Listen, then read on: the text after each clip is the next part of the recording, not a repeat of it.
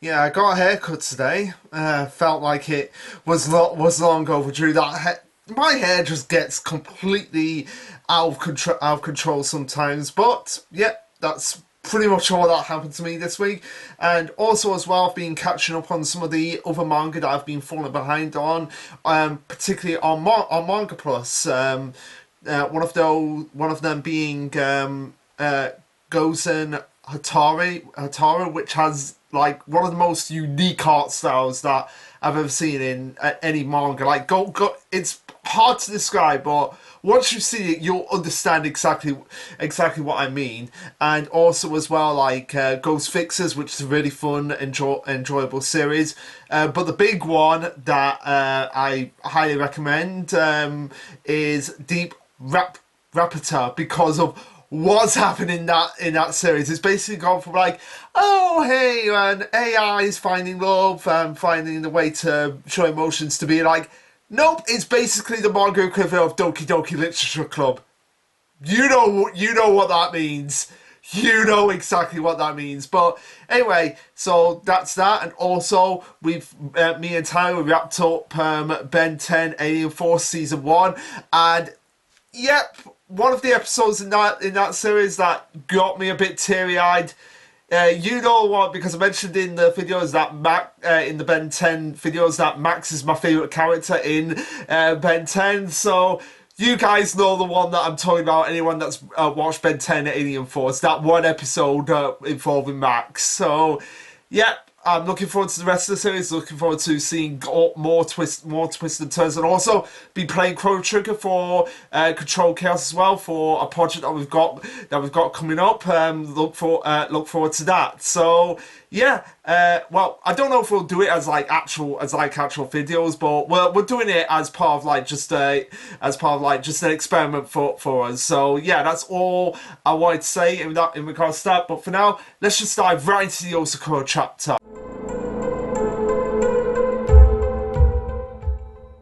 Okay, so this will be chapter 233, titled Vainglory. Now, obviously, kind of like similar to what happened when Creature released his bloom for the first time, we had the chapter titled After the Blooming. So yeah, Vainglory is the name of Kengo's True Spring Blooming, and it basically, since I brought Ben 10 in in the preview before I got into the review, it basically makes Kengo into basically Kevin from Alien Force, where basically Vainglory, he can turn his body into any substance he sees fit. Kind of similar to what to what Kevin does, and similar to what Sid does in Power Rangers SPD, where she can absorb her materials into her fist and use it as a weapon. It's very they all very much share the same kind of structure of like your body turns into a material that you can use as a weapon. So that's basically the whole idea about what Vainglory actually does, which. It's similar. It's similar to a simulation where when using a simulation, he simulates like the mind and body and basically the persona of his opponent. But now with Vainglory, he's basically assimilating his own body into a different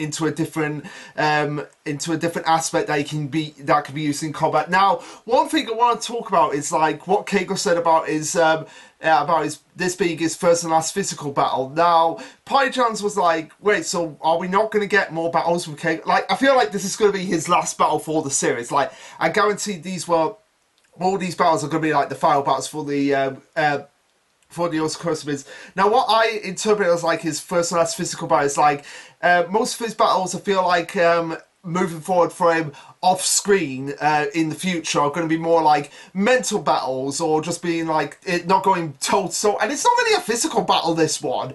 Because it's not really like punching Hulang or kicking her, so I feel like he was just over exaggerating, but it could also be like he's gonna it's going to be more like tactical, so like he's not actually going to be there, kind of like what Shion does. Like Shion doesn't really like to get all physical in battle, so I feel like that's kind of going to be the thing that happens with Keigo. But anyway, enough talk. Getting into the chapter itself. So yeah.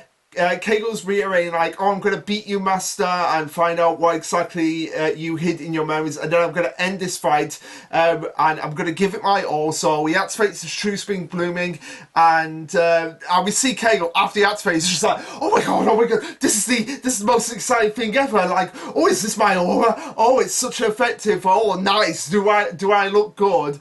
And Hulan's just like, oh, that's your true spring blooming, the skill that Momo left to you and your siblings.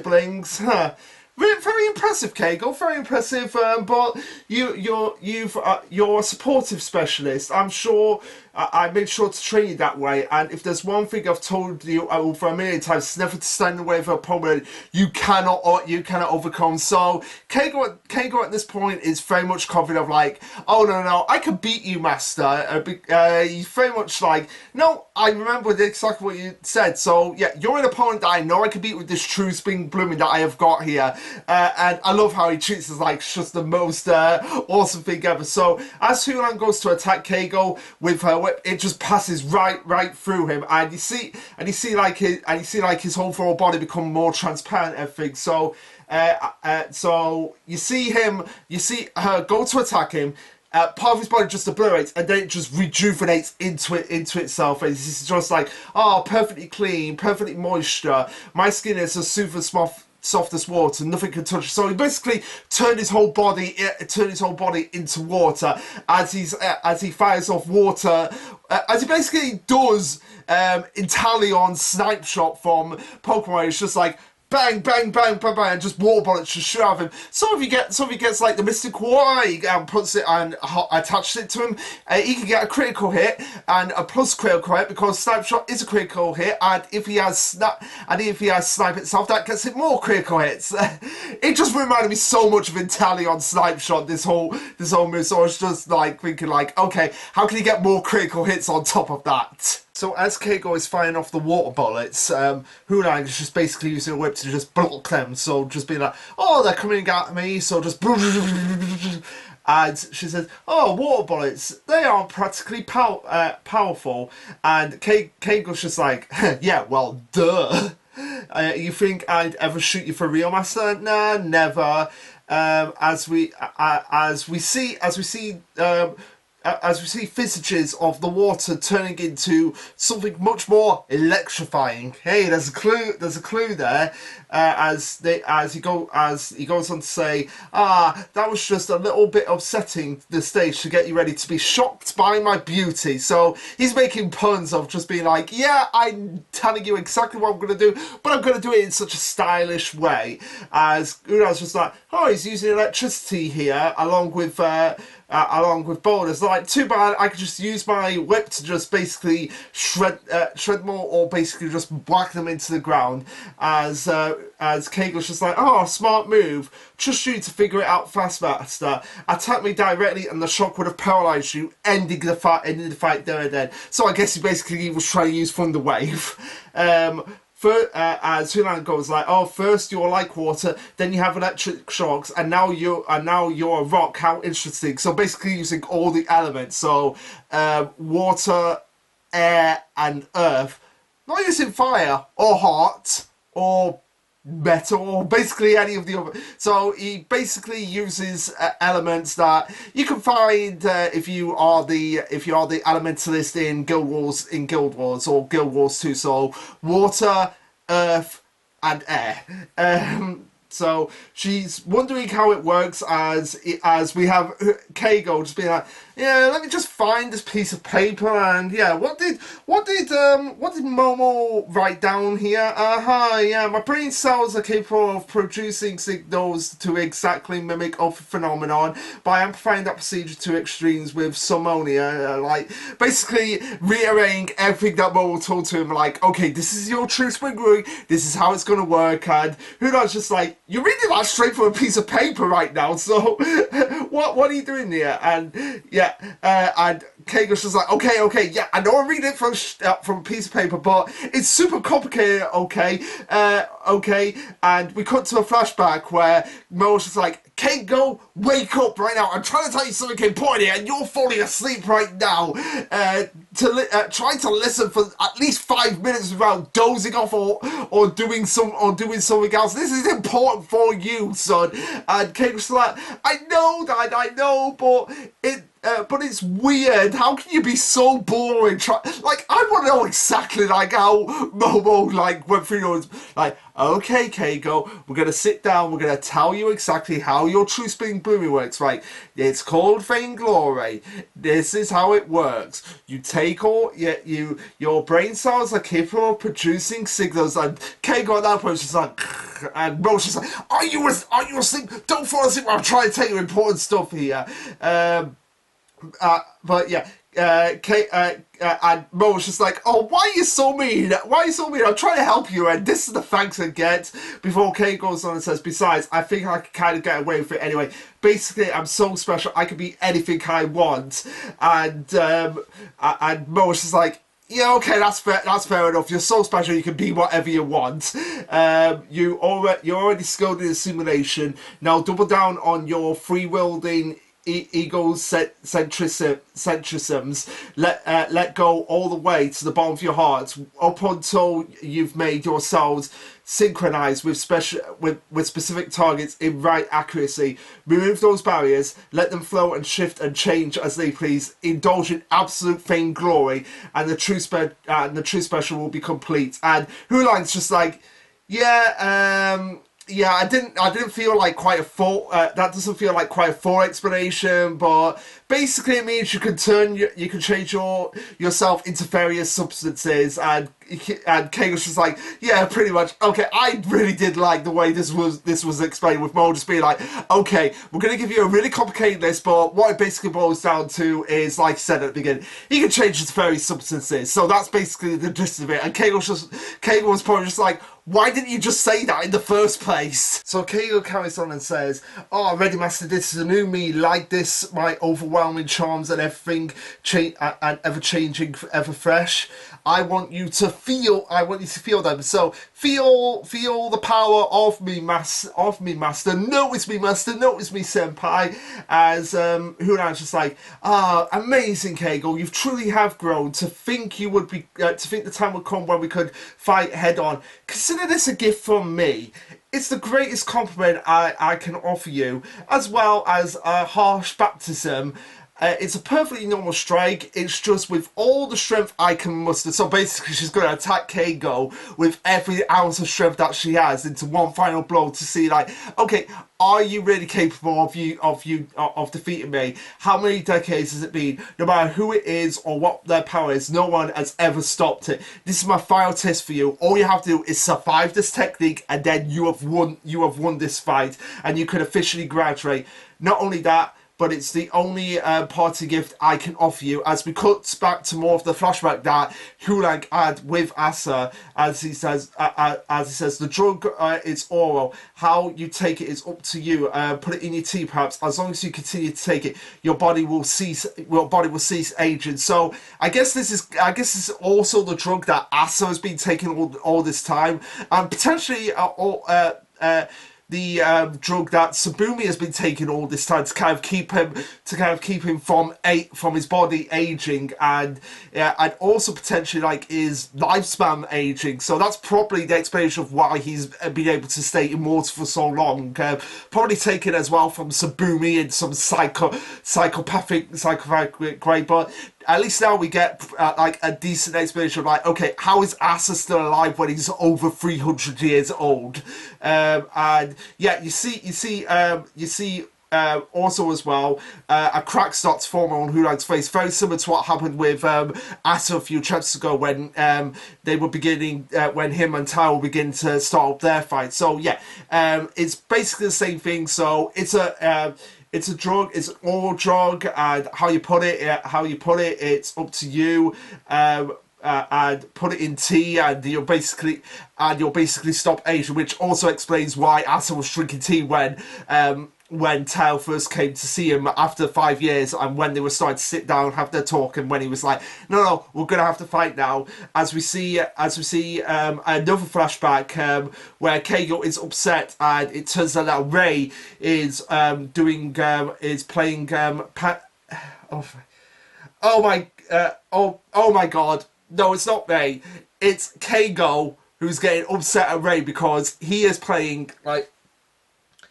Okay, basically he's putting underwear on his head. Like, okay, how can I describe this?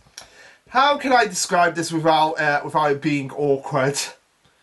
Okay, basically what it boils down to is, okay, slight tangent here, but there was a show back in the day called Dick and Dom in the Bungalow, where it was a game show. It's a really wacky game show. Think Double Dare in America for all you Americans, and particularly for party jams. Like, think Double Dare mixed with how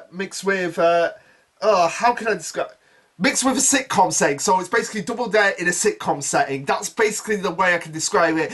And it was a game show, and the loser of the game show at the time, like, basically halfway through the show, it's like, if they were the last ones, they had to do what was called the pants dance, where you basically put underwear in your head, did a dance as kind of like a punishment. And that's basically what Keigo's doing here. He's putting underwear in his head, he's running around, and he's calling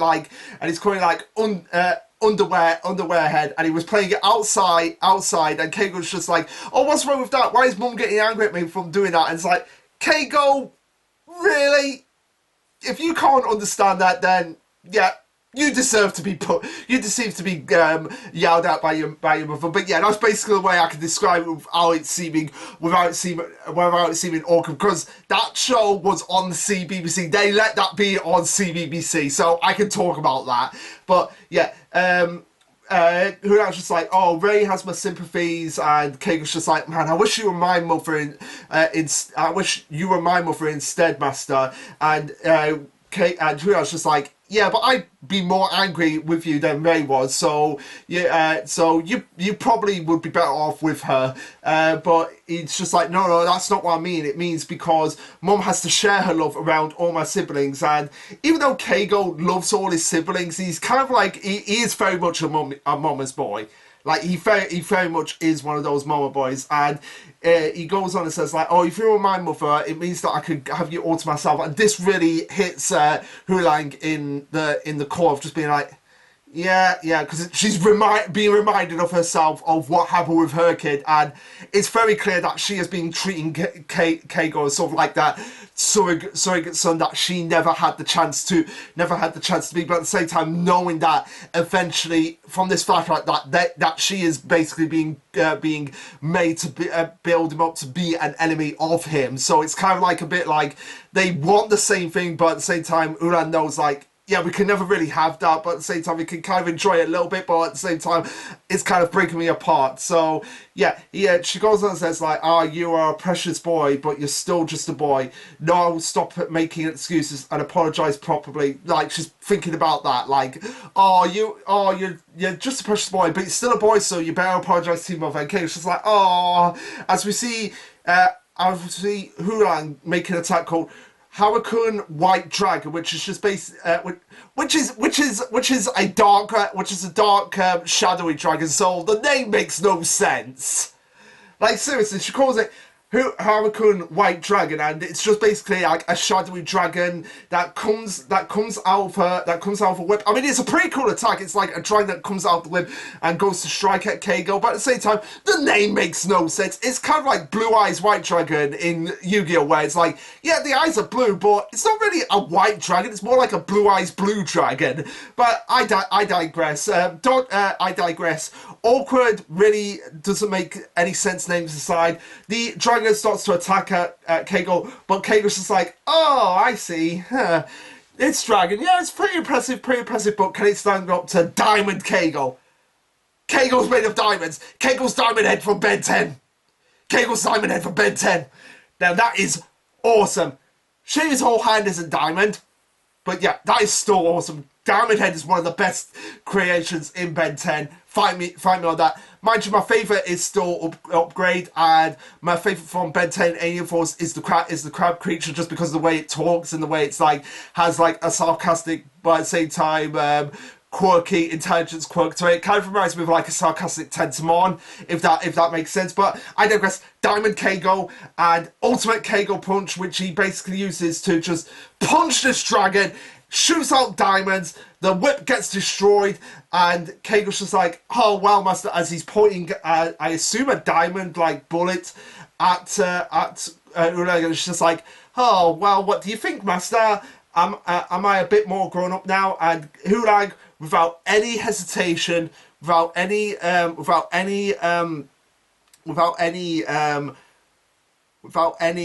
what's the word? Ah, the word's on the, without any regrets. There we go, that was the word. That took a while to get out that word.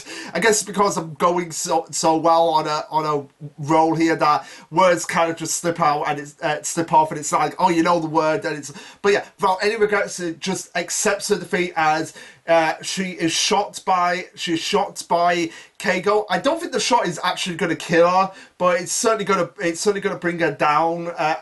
Although Kengo does look depressed at the end of the chapter, but yeah, basically the end of the chapter wraps up with them going, Taiyo Academy Central Corridors battle. The winner is Kengo Yozakura. So yeah, so that's the end of the chapter.